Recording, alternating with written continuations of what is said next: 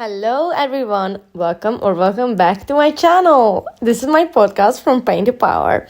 My name is Sophia and I am so happy to have you here, and I'm also happy to have myself be here, because if you have listened to my podcast before or if you're new, hi, I haven't uploaded for about 6 months now. Which is crazy because I really wanted to keep this podcasting up because I really like it actually. But as you can see, today we are going to talk about something that is very much true to me. And this is why procrastination is ruining your life. This is why you need to stop procrastinating. I don't know what's the title gonna be just yet. So, as I said, I haven't uploaded a podcast in 6 months.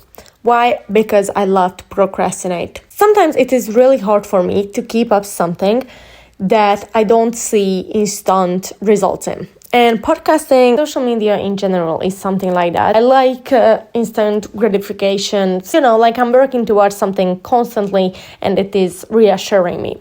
Well, podcasting was not one of those things. I uploaded not many, maybe like 3 or 4 episodes. And I was like, this is going literally nowhere. Why am I stressing about this? I started off this podcast because I really like to talk and I really like to share my thoughts and my advice with other people and my friends and in general.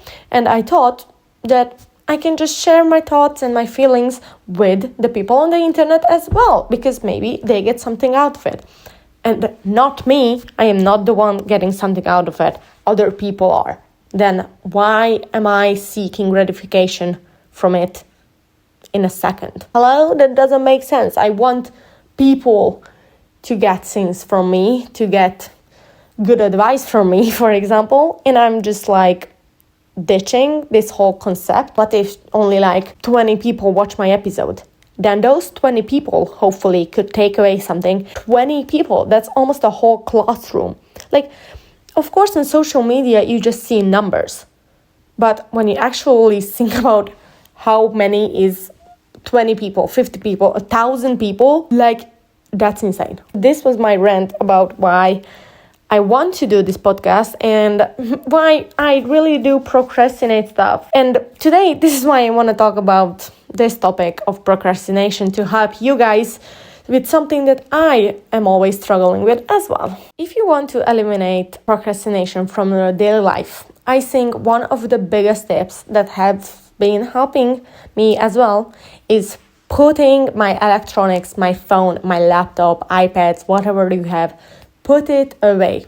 Literally, I like to lock it in my closet in one of my drawers, because then I don't see it, I don't hear clicking, I don't hear the buzz if it gets a notification, I don't see it, I don't hear it, and I can focus on the task that I actually want to do. Because if you lock your phone away and your laptop away and everything, you're just sat there like, what do I do now? Oh, I should probably start actually doing the things that I want to do and that I want to achieve in life. So that is a very big thing, because your ideas and your thoughts can flow so much easier when you don't have to see something constantly, when you're not scrolling on TikTok all the time and you are consumed with other people ideas and other people's lives, when you could just be creating your literal dream life. If you are like, but I lack motivation, even if I put my phone away, like I just lay in bed and, I don't know, for example, read, which is already a lot more productive than just scrolling on your phone, which I also can very much advise you to do, is time blocking.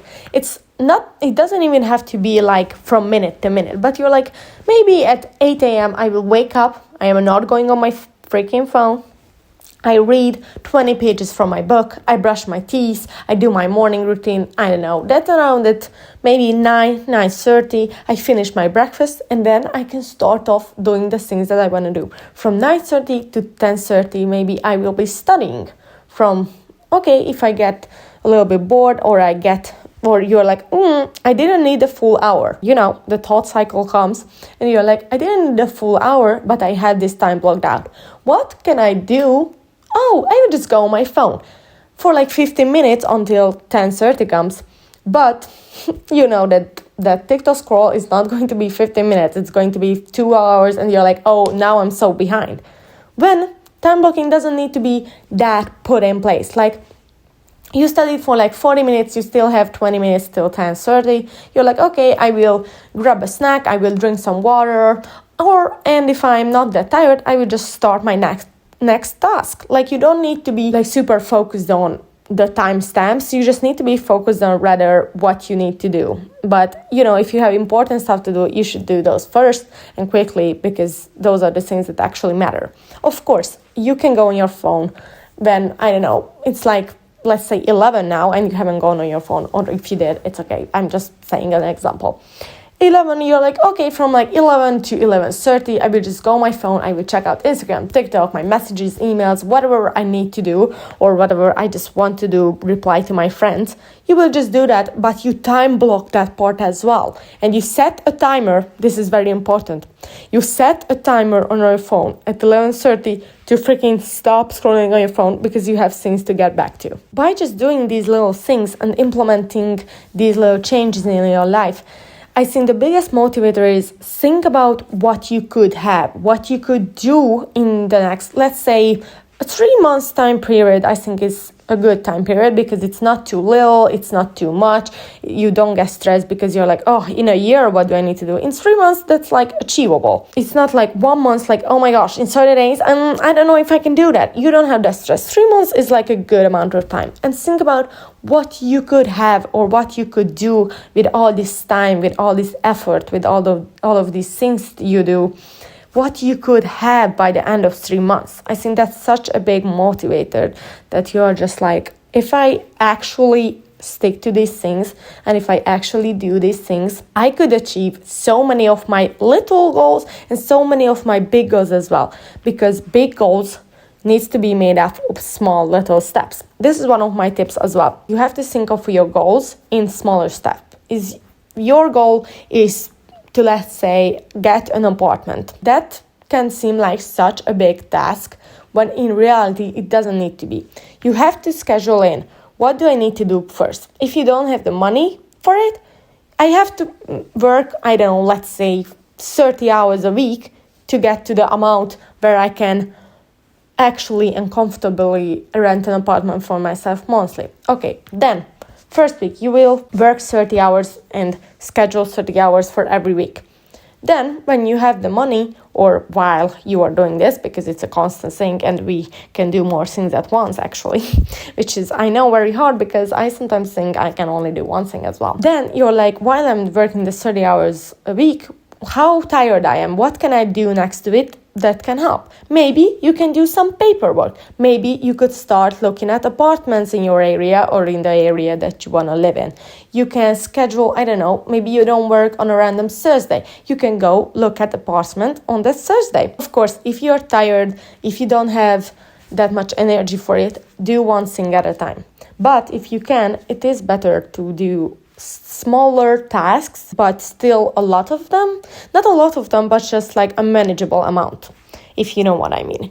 And just by little, if you break these big tasks and these big goals you have into smaller, more manageable things that you can actually imagine doing on a random Monday, maybe, then it seems a lot more easier to achieve all of these big tasks. On these motivational and not procrastinating wagon, if you started something, let's stick with the apartment example.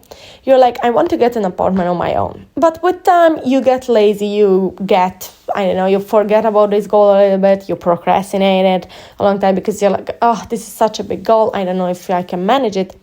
You need to think back on why you started it.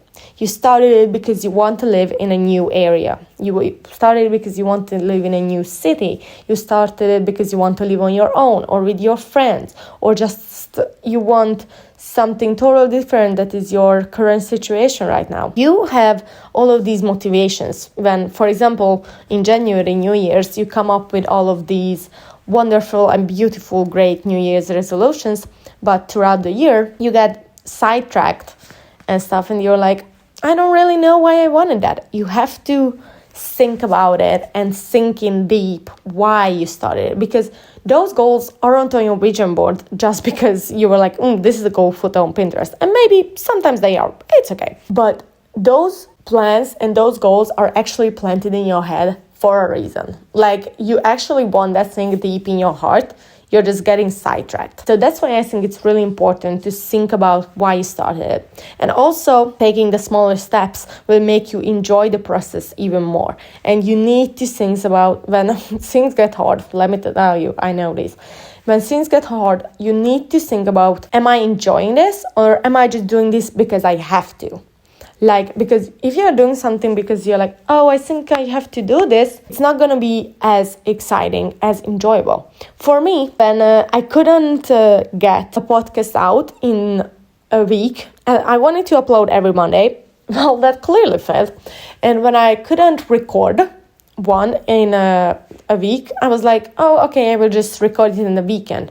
And okay, I recorded it in the weekend, but I didn't have time to edit it by Monday. I was like, oh, screw this. Like, it doesn't matter. I didn't upload on Monday. Like, the whole full podcast is gone.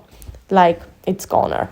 And then I was just like thinking, like, oh, I have to record an episode again, and then I have to edit it and put the pictures in, because like, I'm not even, like, it's not even a camera kind of podcast. Tell me if you guys would like to see an actual camera podcast. Do you like these kind of podcasts where you don't see me and you can just focus on stuff?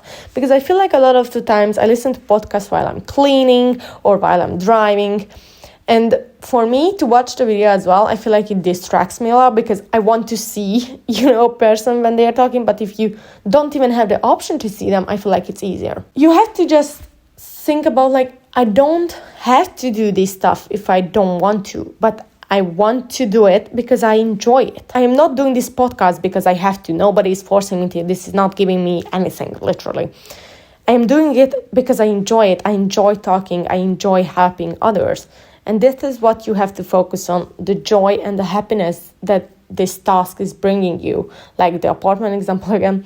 Like, you want to live in a space that you love and are happy in there. So you have to focus on that, and you don't have to focus on, oh, I need to get a new apartment because it's a necessity. Maybe it's not even a necessity, you don't even have to move and stuff. You just want to, because you want to enjoy your living space more. Focus on the why you started it, and focus on the joy and happiness that this task at the end will come with, then rather the stuff that like, oh, I have to do this because it is like people are forcing me to. No one is forcing you to do anything in life, if you really think about it. If you're like, oh yeah, easy to say that, but my boss is literally forcing me to work at a job. If you're not in the job, no one's forcing you to. You are in the job to earn money. And of course, your boss is not forcing you, but giving you tasks. He's giving you tasks that you have to do for the job.